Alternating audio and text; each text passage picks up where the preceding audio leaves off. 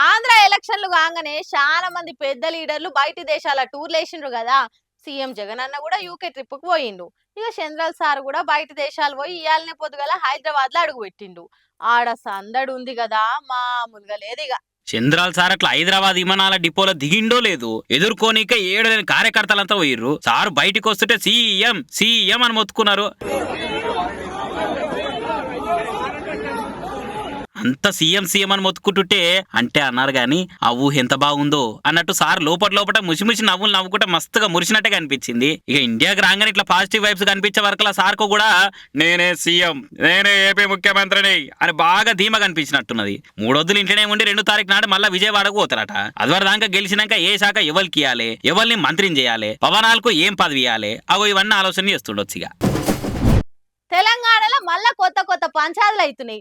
ఓ దిక్కు రాష్ట్ర గీతాన్ని కీరవాణితోటి ఎందుకు వాడిస్తుర్రు అనే పంచాది నడుస్తుంటే, ఆంధ్రోళనే హక్కున పెట్టి తెలంగాణోళ్ళకు పక్కకు పెడుతుర్రు అధికార పార్టీలని తెలంగాణ ఉద్యమకారులు మండిపడుతున్నారు. ఇట్లా సీనియర్ తెలంగాణ ఉద్యమకారులకు అధికార పార్టీలకు అస్సలకే పడతలేదు. నిన్న ఓ పాట ఆవిష్కరణ కార్యం అయితే ఆడికి సీనియర్ జర్నలిస్టు పాశం యాదగిరి సారు, ఎమ్మెల్సీ మహేష్ గౌడ్ సార్లు పోయిర్రు. ఇక ఆడ మహేష్ గౌడ్ అన్న మాట్లాడుతుంటే పాశం సార్కు ఏడలేని కోపం వచ్చింది. తెలంగాణ ద్రోహులను పక్కకు పెట్టుకుని దశాబ్ది ఉత్సవాలు ఎట్లా చేస్తారు, తెలంగాణ ఐక్యవేదిక తరపున ఆ కార్యక్రమాన్ని బహిష్కరిస్తున్నాం అనుకుంటా పిలుపునిచ్చిండు పాశం యాదగిరి సారు. ఎమ్మెల్సీ మహేష్ గౌడ్ మాట్లాడుతుంటే ఆయన మైక్ గుంజుకొని స్పీచ్ బంద్ చేయమని లొలి చేసిండు.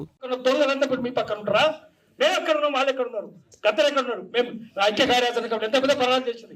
ఎక్కడ ప్రజల సమస్య ఉంటే అక్కడ పోయినాం. మేము ఓపెన్ కాస్ట్ అయితే పోయినాం, ఫార్మాసిటీ అయితే పోయినాం, రైతులు చచ్చిపోతే పోయినాం, ప్రతి చోట పోయినాం. అట్లా త్యాగాలతో వచ్చింది, రాజకీయ నాయకులతో రాలేదు, ఏ రాజకీయ నాయకులతో రాలేదు. కానీ తెలంగాణ కాంగ్రెస్ మాత్రం ఒప్పుకునేది లేదు, చంద్రబాబు కూడా ఒప్పుకునేది లేదు. మాకు భయం అవుతుంది, రేపు మళ్ళా చంద్రబాబు గారికి గెలిస్తే తెలంగాణ ఆంధ్ర కలిసిపోతేమో, మీ కాంగ్రెస్ వాళ్ళే కలుపుదామంటే ఆంధ్ర మాకు భయం అవుతుంది. ఎందుకంటే అటువంటి సూచనలు కనిపిస్తున్నాయి. కాబట్టి మిత్రులారా, లాఠీ లేపడానికి లాఠీ పట్టుకునే ఉంటాం, లూటీ చేసే లాఠీ లేపుతాం. మేము 2వ తారీఖు నాడు జరిగేది మేము బాయ్కాట్ చేస్తున్నామని ఇప్పుడే హెచ్చరిస్తున్నాం, అట్లా ప్రకటిస్తున్నాము. మేము రావాలంటే మీరు దానికి అర్హత సంపాదించాలి, లేకపోతే చేసిన తప్పులని సరిదిద్దుకోవాలి.